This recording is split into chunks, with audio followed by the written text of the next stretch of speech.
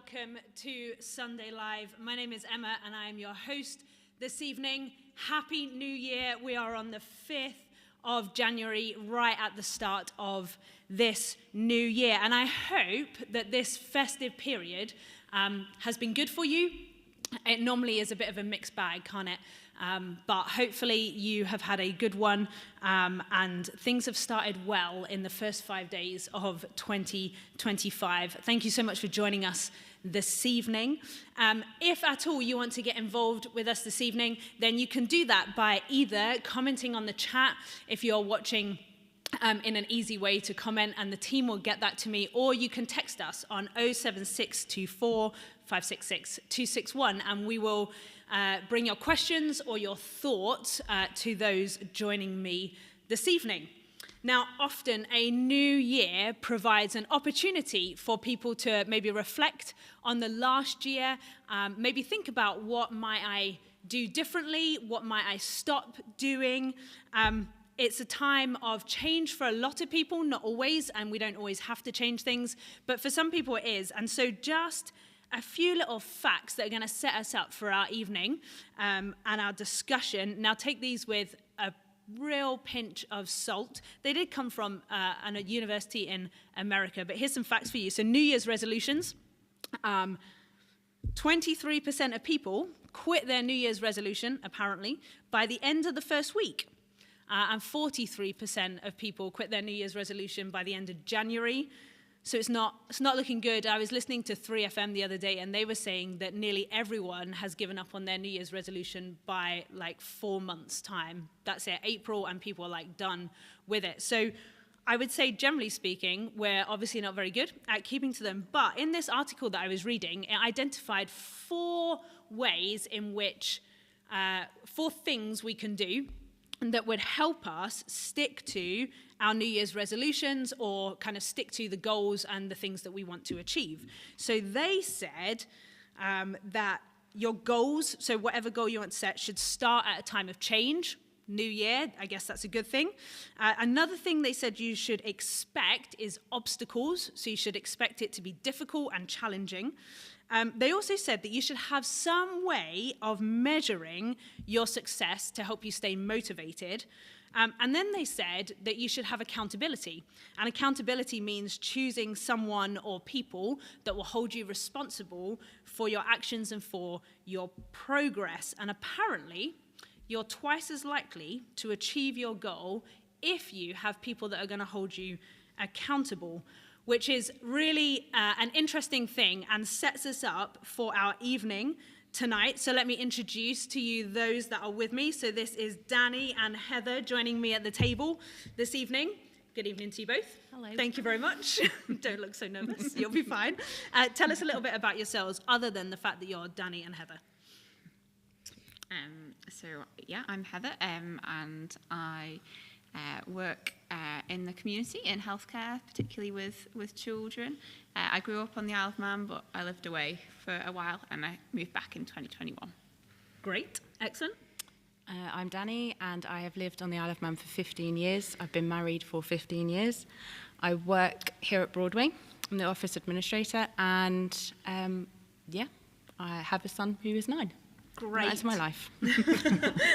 In its entirety. No, there's much more than that. Excellent. Thank you very much. So we're going to hear from these two as our evening goes on. And my tenuous link for this evening is that we're going to be talking about surrounding yourself with the right people and why that is important.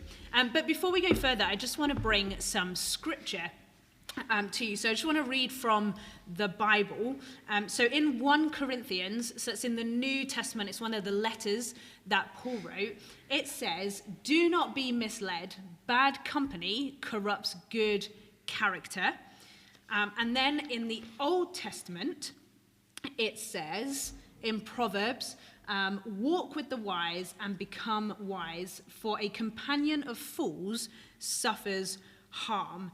Now, it's kind of clear, both of these scriptures, they're a little bit, I think, intense with what they're saying, but they both have a clear warning about surrounding ourselves with good people, and the dangers that can happen when we're not surrounding ourselves with good people. But then at the same time, I think there's an element of these kind of verses that sound a little bit arrogant, a little bit high and mighty, for us to be telling us to be careful, because actually we could be corrupted or we could suffer harm because of it. And that's what I want to talk about tonight, because the warnings are clear. I mean, they're just two that the Bible mentions and that I've picked out, but there's a lot more that comes into it. So why is the Bible warning us about who we surround ourselves with, about the people that we spend time with? What makes good company? What makes bad company? What are the dangers? And all of that stuff. And that is where Danny and Heather come in. So we're going to hear from them. So for both of you, what constitutes as good company and as bad company? I think for me, good company is with people who you can be yourself with, that it's quite easy to be around people who are going to encourage you to be the best, that you can be the best version of yourself, whereas bad company is the opposite. So, people who are not going to encourage you, who delight in seeing you fail, or, that sort of thing. I think that for me is good, is going to lift you up. Yeah. And bad company is going to do the opposite. Yeah. And I think, if thinking about bad company, I think maybe I would see that as people who have like a negative influence on you. So maybe that you come away feeling that you've been put in situations you weren't comfortable with, or conversations that you weren't happy with, or when you reflect on, you think actually that wasn't helpful for me for whatever reason. Whereas, as Danny said, for good company, it's where you kind of, you feel safe and you can be yourself without having to be on the edge. You're relaxed, but also that you feel that you can share, like you trust them. Yes, there's a lot of feelings actually, and kind of whether that's instinctive or kind of gradual over time. Actually, you can get a real feel for people. So how do you know if someone is good for you, if someone is bad for you? How do you know? I think that you, as we were just saying, like that you feel, if you had a problem or something that you were worried about, that you would feel comfortable to share it with them.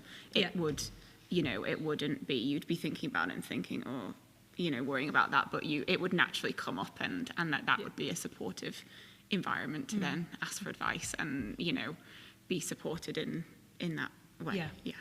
Yeah, and that kind of respect for your vulnerability as well, that they're not going to go ahead and share your secrets with the rest of the world. That if what you say to them stays with them, they're not going to be gossiping about you. And I think you can see that with, if somebody is coming to you and going, did you hear about such and such? The chances are they're going to be doing that about you to somebody else. And so I think how somebody conducts themselves around you, but also around other people, is a real... Yeah, it's like a telling sign. Yeah, it's a real telling sign. Yeah, of their character, Yeah, but sometimes it's hard to tell that, though, because people can lull you into like a false sense of security. They can make you feel like they are trustworthy. Like that kind of like gaslighting type of situation where you think it's safe, but it's not. Yeah. Okay.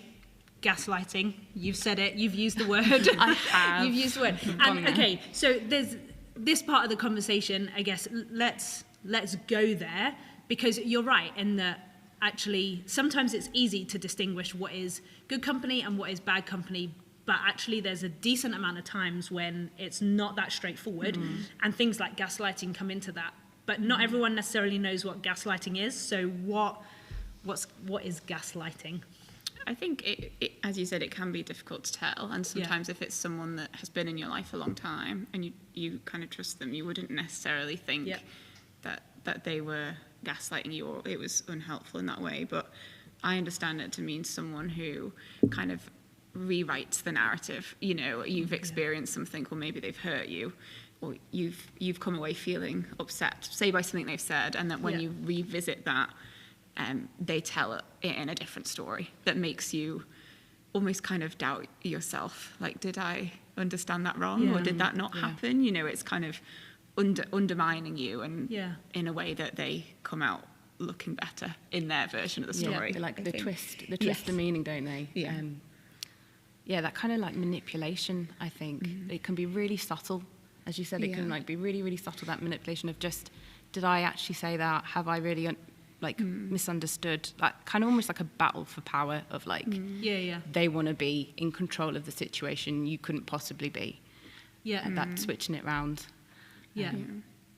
Yeah, it's interesting, isn't it? Because we're talking about something that isn't always easily identifiable Yeah. No. in that sense. And it's even in this conversation where this is kind of what it looks like, but it's because it's manipulation, or manipulation comes into it, it can be a really hard thing to spot, but quite damaging, as in you talked about kind of there being a lot of questioning of yourself, kind of you come away and, like when you replay things in your head and then even the truth or what you experienced has become questioned, isn't it? Yeah. There's a lot of that self-doubt Yeah.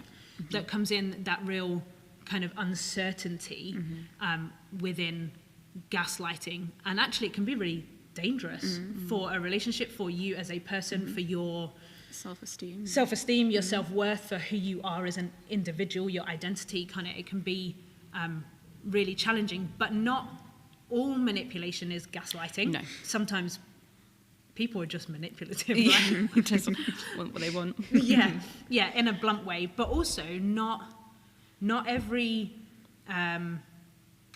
situation is gaslighting. Not all bad company is gaslighting either. No.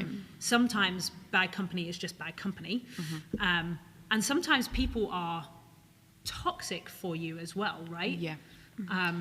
So they're not necessarily gaslighting No, you, but they're just the toxic for Relationship you. is toxic. Yeah. Yeah, I mean, I know when I had, at one point in my life, people who are not bad people, but they are bad for me as an individual.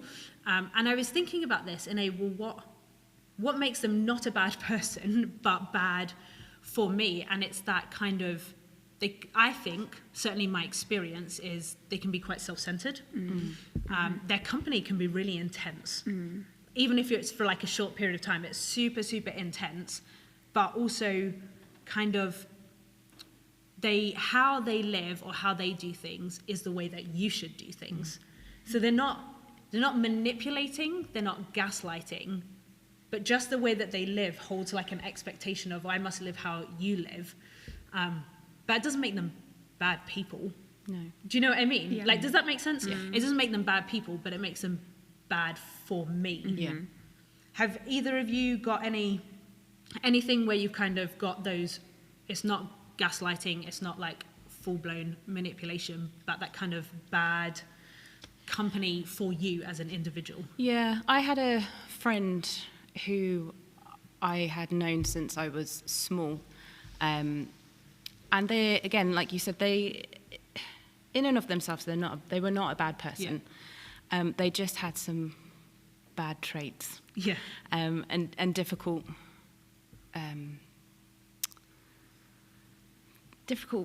ways about them. And I don't want to go into a lot of detail about the situation, but it got to the point where something had happened and this person was unable to accept their responsibility for the situation that had happened. And it had become very much about woe is them. Yeah.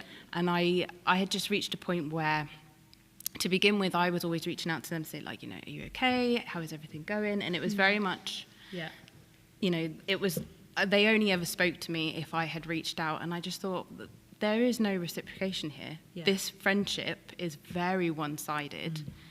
If I was to be in the same situation as they were, would I get the same level of care back? And I realized that no, I probably wouldn't. And so I did make the really difficult decision to just, I don't like saying I cut them out because it sounds very, very dramatic and very drastic, but I stopped. I thought, I'm just going to see how long it takes. If I stop being the first person to communicate, how long will it take? Yeah. I'm still waiting.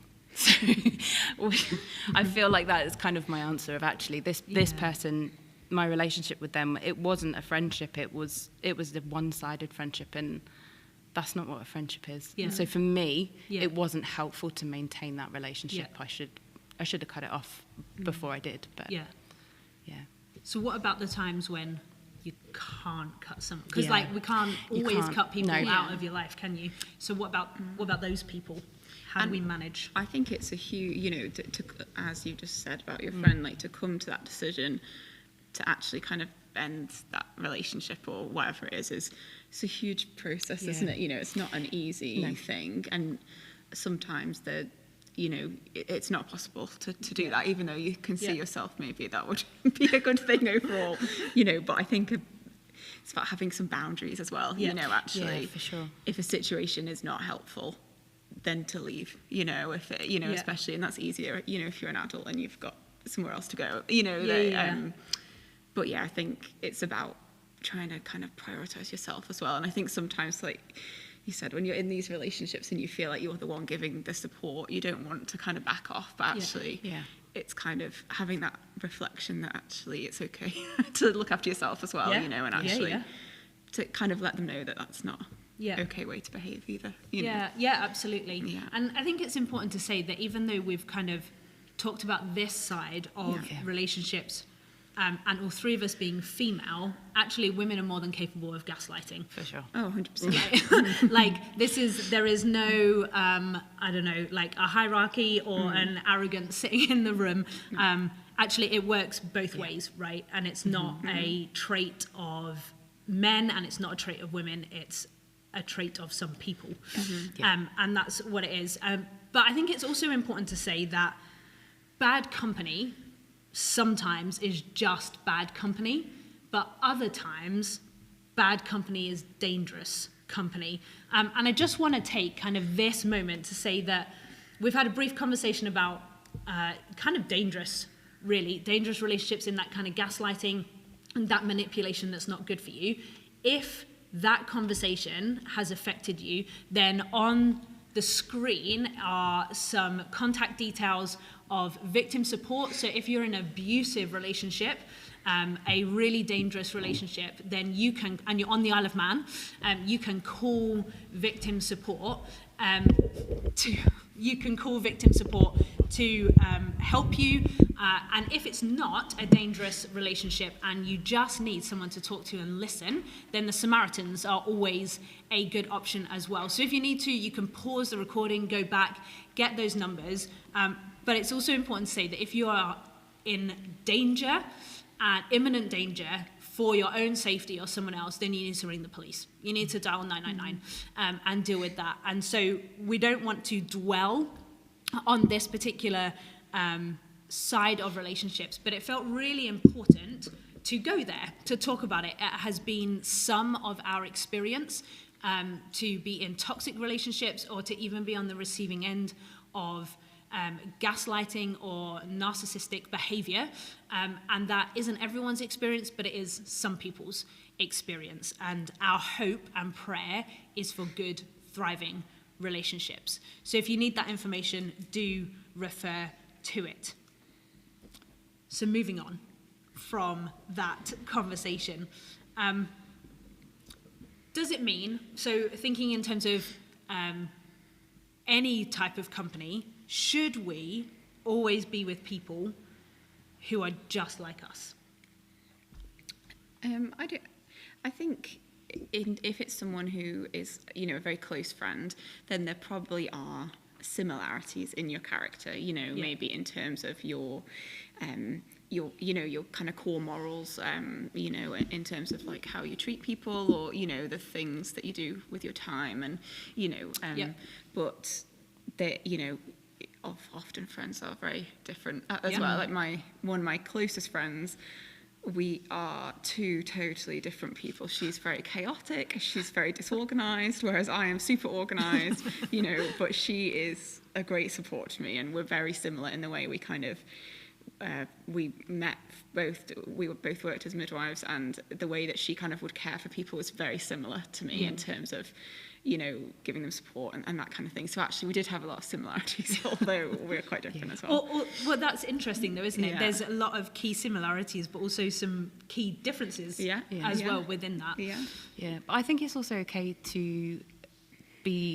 have people in your life that are not the same as you. I think it's quite important actually, because they can offer a different viewpoint on life, maybe something that you've not ever thought about, or put something in a way that you've not considered before. And you don't have to agree on everything. You can still show a level of like mutual respect for each other, and kind of almost agree to disagree. Do you know what I mean? That you don't have to get into a full-blown argument just because you're not on the same page about whatever. Yeah, I was going to come up with a rubbish example. Oh, go on. I was going to say like the best Pokemon or something, but that's like that's your 9-year-old. Yes, yeah. But I think even within that, I think the most important thing is that you need to be able to have that foundation of trust and respect for each other. I think that's the key. Even if you're not the same, or if you are the same, as long as you have that respect for each other and for where you're coming from, then I think that can equate to good company. Yeah. And I have a friend, and we recently were talking about kind of the topic of assisted dying. And she's a very close friend, but her husband had died about a year before of like a degenerative neurological condition, you know, quite young. And obviously I have a strong faith, so, you know, that would inform kind of my thoughts around this subject. And we did kind of, we were just talking about it because it was in the news, and we were in a group, and because like Danny was saying, like we are very close friends, like we could each share, you know, our thoughts or different problems with it or questions or whatever, but with that consideration for each other's feelings. So it wouldn't have been right to say, you know, I am right and you are wrong, because her experiences have given her a different perspective on that. And equally, she respects my beliefs, so she wouldn't have said that either, but we were still able to have a conversation that was interesting, you know, almost like, not like a debate, but a discussion that was helpful because of those views, the way we kind of cared for each other and respected each other. So I'm wondering then whether that means that, I guess, putting it to you guys, good company and how you class what's good for you isn't based on whether you actually have things in common, but the way that you view each other. Would you say that's fair? And actually, if you could be polar opposites in belief systems, in things that you find entertaining and fun, things that are hobbies and interests. You could be completely different, but they can be good company for you based on how you view each other. And how you treat each other. Okay. Yeah. So would you say that actually some of the things that we're talking about that might help make good company of similar morals, maybe shared beliefs or stuff like that, is actually secondary? Or is that still super important? Because both of you, when you've been talking, you're talking about, actually, I can still respect that person, even if we disagree. We might live differently, but I can still... And the things that we identified in bad was there's no respect, there isn't trust, there's no vulnerability, all of that. So can we have those good relationships and be completely different in interests, hobbies, beliefs? I think so. I think what you would end up discussing with a person would change. So like I wouldn't necessarily take a faith question to someone who doesn't believe in God. I might, if I want to just get a if it's something like assisted dying or something like that, but actually it's really good to get a more rounded viewpoint on. But if it was something a lot personal about personal faith, then I think having a friendship with somebody or a relationship with somebody who's got a similar background to you, whether that's faith or your morals, is going to help, but it doesn't mean that you necessarily only have to surround yourself with people who are exactly like you. Yeah. I think you need both. Okay, so someone's texted in, are there times when you might choose to befriend someone who wouldn't naturally be a person you would spend time with, where it could be more one-sided? If so, what could that look like? I think like in the workplace is a good example of that, because you have to kind of work alongside people that maybe you wouldn't choose to be friends with for whatever reason, or you're different, or whatever. But it may not be that you choose to have them as a friend, but you obviously have to work alongside them. And as a Christian, it's a good opportunity to kind of witness to others, but also it's kind of I think giving people your time is very powerful. And actually, if you're in, say, like an office environment and people are coming in, it doesn't like cost you a lot to say, how was your weekend? Or how did yoga go last night? Or whatever, like to kind of be investing in them and giving them that bit of time. But again, you can do that in a boundaried way, alongside the time you've got to spend on your work or whatever, but you're still kind of investing in that person and their interests and remembering their kids' names and that kind of thing. I think that is powerful to people, especially if they are maybe a bit kind of like self-absorbed themselves, so they wouldn't necessarily ask you those questions, but you're still taking the time to kind of ask them. Can you read it again? Are there times when you might choose to befriend someone who wouldn't I'll start again. Are there times when you might choose to befriend someone who wouldn't naturally be a person you would spend time with, where it could be more one-sided? If so, what could that look like? I think there are times where, and I know this has happened, it doesn't happen very often because I don't really like small talk. But I think there are times where if you notice that someone is perhaps struggling, who is maybe on the outskirts of things a little bit, and I've had a few occasions, as I said, where I've felt like I need to go and talk to that person and almost befriend them for a season.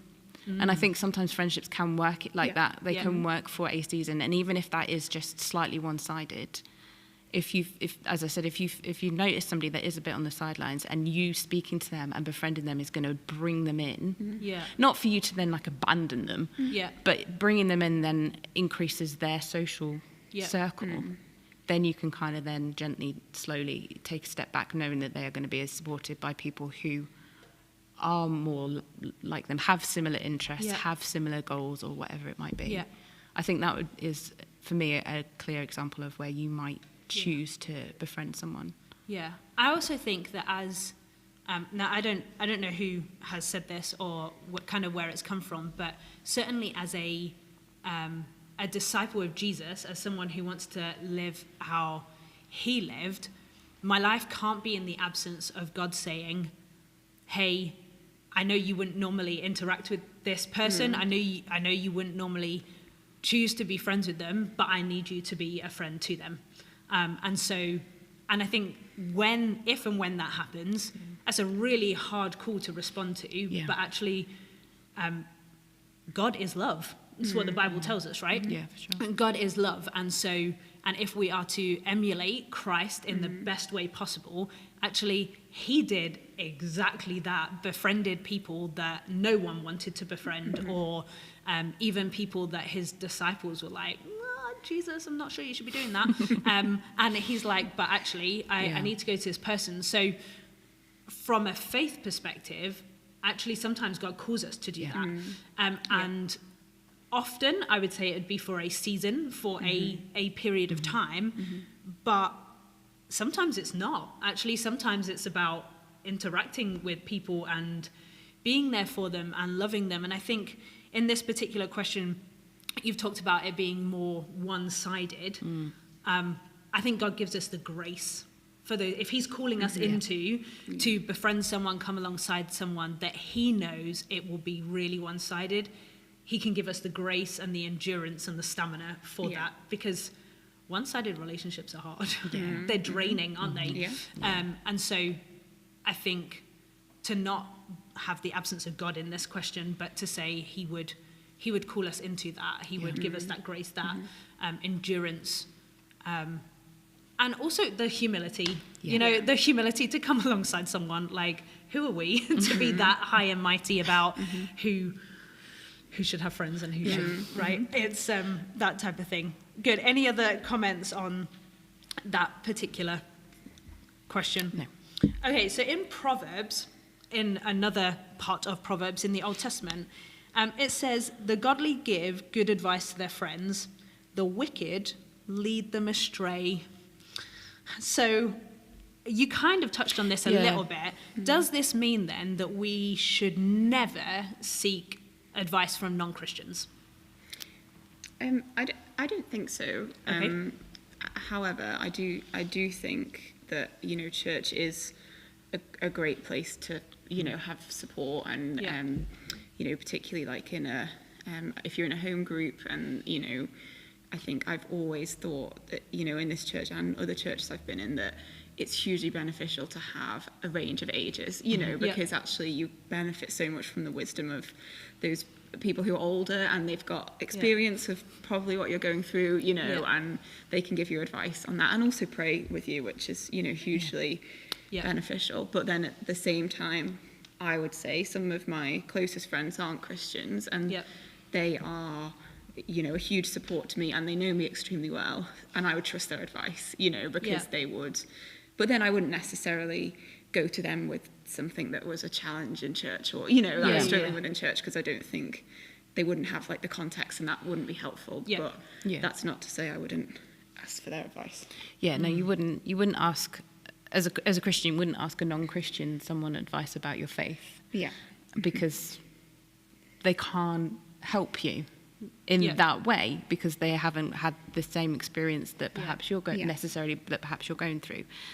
But I don't think that means that you can't ever ask a non-Christian, because we all are experienced in life. We're all experienced in different things in life at different points, from different directions.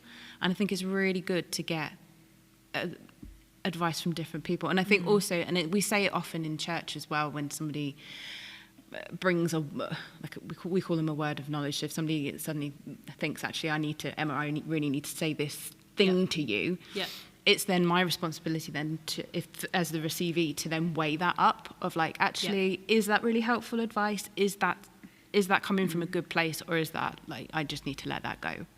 It's, you know, if somebody gives you advice, you don't have to take it. No. You know, you can say thanks. that was great, and move on, or you can, you know, take it away and go, actually, that was really helpful. But also, Christians do give rubbish advice as well. I will. No, never. We are not. Never, as Christians, we're perfect. We know it all, obviously. Well, you know, from the mouth of God himself. No, I'm kidding. I think sometimes it is, as I said, you do need to weigh it up, I think. But as I said, Christian, non-Christian, I think it's really important that we have that mix.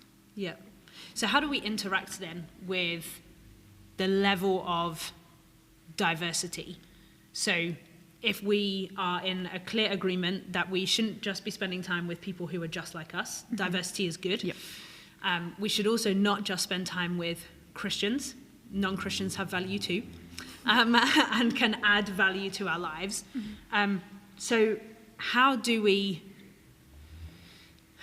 balance, how do we interact with that level of, I'm assuming we're saying that level of diversity is good and healthy for us. So how do we balance, I guess, that level of diversity? Because that's a lot of input from a lot of different people with a lot of opinions, and we're humans.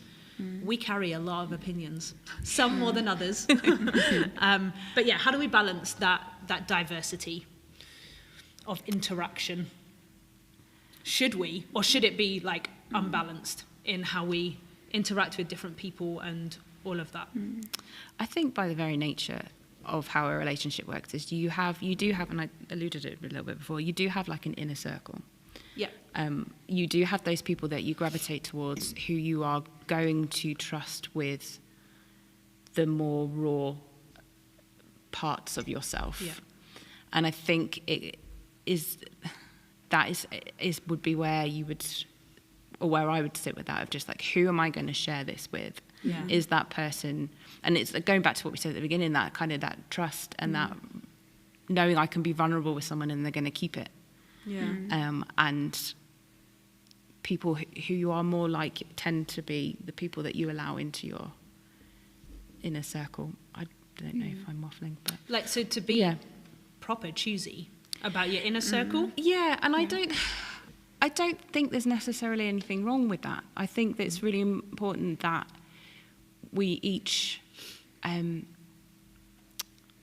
look after ourselves, like, and have like that kind of that company that is going to be good for us, not like on all levels, like, you know, mental health, emotional health. Yeah. You know, they're all buzzwords at the minute, but it is really important that is something that we think about, of like, how is my relationship with this person good for me? And this sounds a really selfish thing to say, but I think it's really important that It's self-reflection, though, isn't it? Self-reflection. and just guarding yourself as well to not get hurt along the way.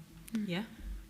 And I think, as you said, it's also important to have that time yourself to, you know, maybe I certainly do this, I like to gather everyone's opinion, but then also have time to reflect on it yourself, you know, because people may mean well, but actually it's not the right thing in that situation, you know, but also, just having the time yourself to think what sits right with you and what doesn't, and make a decision. For what you can And do. that's kind of regardless of who is giving an advice or whatever it is, isn't it? And actually, it's also super biblical to kind of have your kind of circles of friendship, right? Like, Jesus did it. He had the one, his bestie, John, that was his close one, and then he had his 3, wasn't it? And then he had some more outside. So actually, it's a real Jesus model to be like that. And as you say, healthy, I think, for us as well, in that, you know, it's even from a real basic level, the things that I say to my husband, I'm not necessarily going to say to a friend. Yeah. And then there'll be things that I say to a friend that I wouldn't say to someone else. It feels logical to be like that almost, doesn't it? It's not even like super spiritual. It actually just feels like it is healthy to be like that, to have kind of the different levels of interaction with people in your life. Okay, so why... Well, actually, I'm going to go back to the second part of this, the verse that I read, because it feels really harsh. The wicked lead them astray. Does that mean that, like, non-Christians, you're all wicked? Is that what it's saying? The godly give good advice to their friends. The wicked lead them astray. So if you're not godly and you're not giving good advice, does that make you wicked? I think it's important to remember that we're all flawed, you know, whether we're a Christian or not, and you know, we're all far from perfect. So no, I don't think it means that. I think it's like we've talked about before. It's talking more about, you know, being wise about those people who are going to be the ones that lead you astray, and not seeking to spend time with them or taking their advice on important things.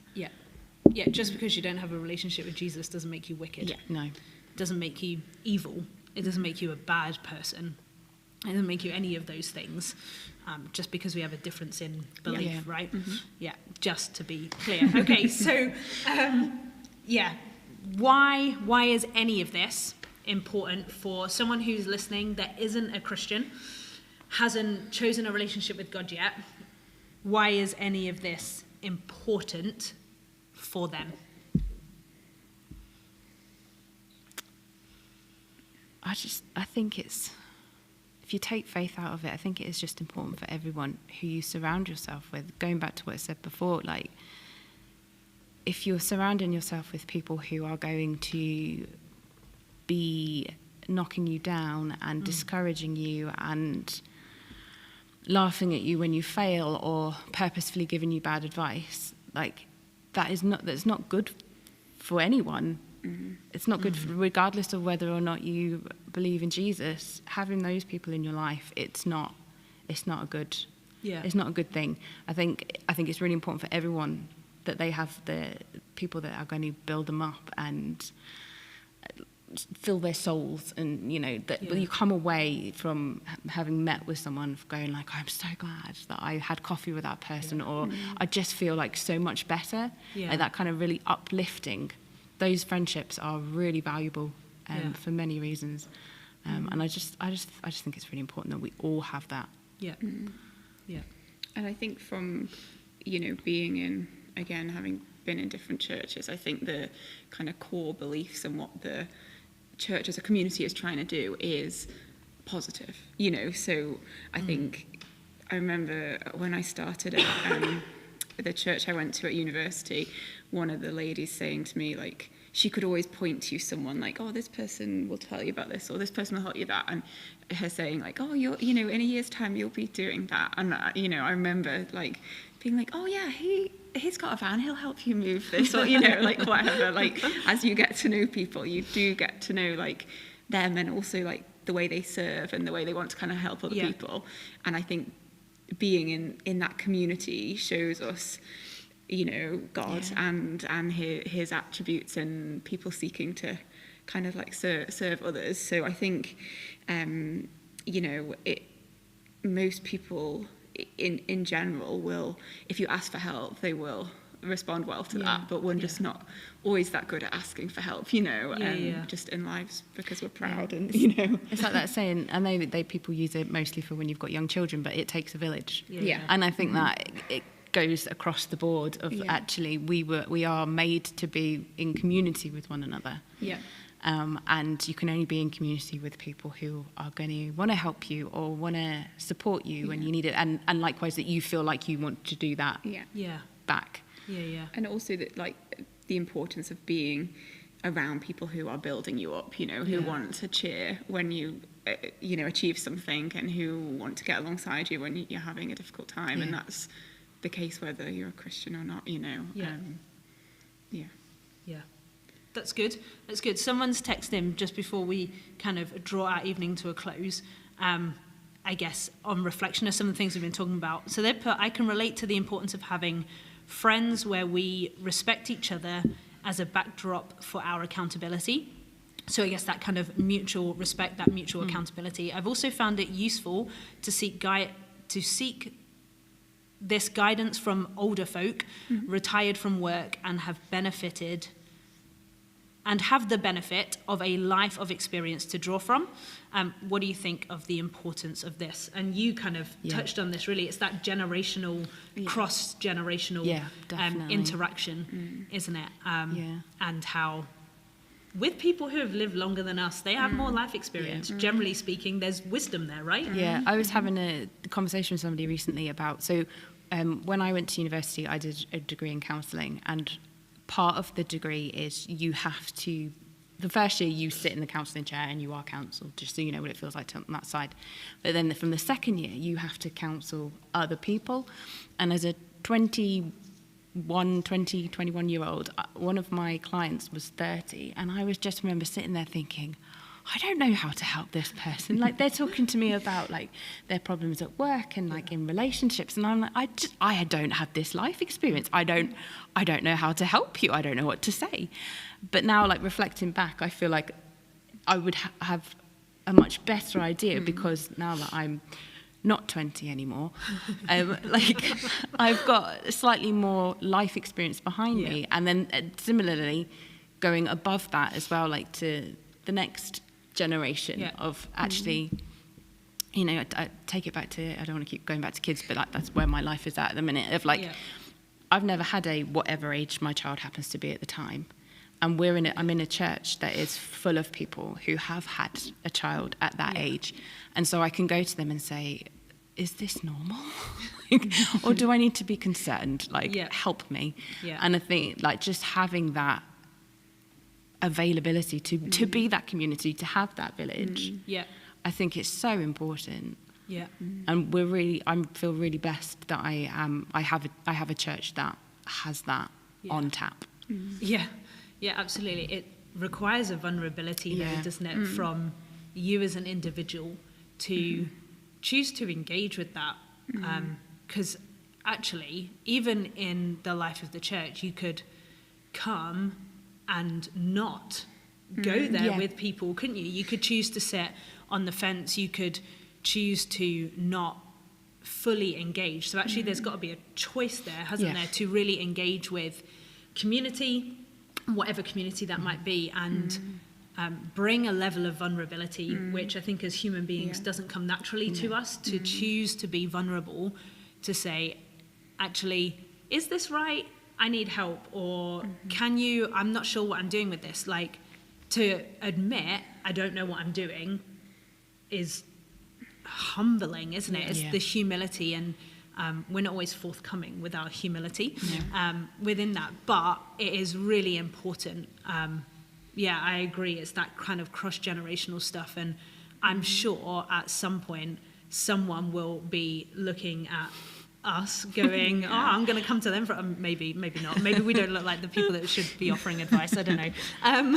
But at some point, and it's a natural occurrence that actually the church should and does do well, because it's one of the only environments, isn't it, where you're going to have people in their 80s and children and everything in between right in the same place. And there is something really powerful. Obviously, we all sit in a place of pro-church. Church is a good thing. We love the church and embed ourselves within that for the sake of our relationship with God, but also it's that building each other up, isn't it, in our relationship, but also just in everyday life. And we have covered an enormous amount of ground on good company and bad company, shared kind of some of our experiences in life on what that has looked like in the good and in the bad situations. And so certainly when we were talking about those conversations about, in particular with bad relationships, if that did affect you, then I want to encourage you to go back to that slide and seek help, or have a trusted friend that you can talk to and be vulnerable and honest with. It's hard, but we all need those people that are going to support us and be around. And as I said, our hope and our prayer is that for all of us is that we are in good, thriving, healthy relationships, and we fervently believe that they should exist within the church. In my opinion, the church should be the safest place that anyone can be, and I'm not oblivious to thinking that actually that isn't everyone's experience, and that is sad and heartbreaking. But I hope for you that it is a good experience. And I just want to challenge you, as we're at the start of 2025, we've been talking about who we surround ourselves with. Maybe, whether you are a God follower or not, maybe at the start of this new year, we often have momentum and a little bit of zeal about us. Maybe you want to try church. Maybe you want to give it a go, see this thing that we have talked up and bigged up as being a really great place of community. Maybe it's a time for you to give it a go. I don't want to do a really shameful plug about Broadway, but we do meet every Sunday morning at 10:30, Broadway Baptist Church here on the Isle of Man. And so you would be more than welcome to join us, or you can just keep joining me here every month on Sunday Live, that first Sunday of the month. I also want to say that if you want to explore God more, if you want to talk about what a relationship with Him might look like, then I would love for you to get in touch on that number that we shared at the beginning, 0764 566 261. And if you do, a member of our team would love to get in touch with you and chat with you. We can give you a Bible or any other reading stuff, even music, if that would be of benefit to you. So do get in touch with us if you want to explore more. We would love for that to be the case. And I hope that 2025, whatever is in store for you, will be full of good, healthy, thriving relationships. But that is us for this month, for January. As I said, you can join us again that first Sunday of the month in February, 7:30 p.m. online. And I hope and pray that 2025 is everything that you want it to be, everything that you need it to be. Thank you for joining us this evening on Sunday Live. Thank you to my guests for being with me, sitting at the table with me. Once again, Happy New Year, and I hope you have a really, really blessed month, and we'll see you soon. Good night.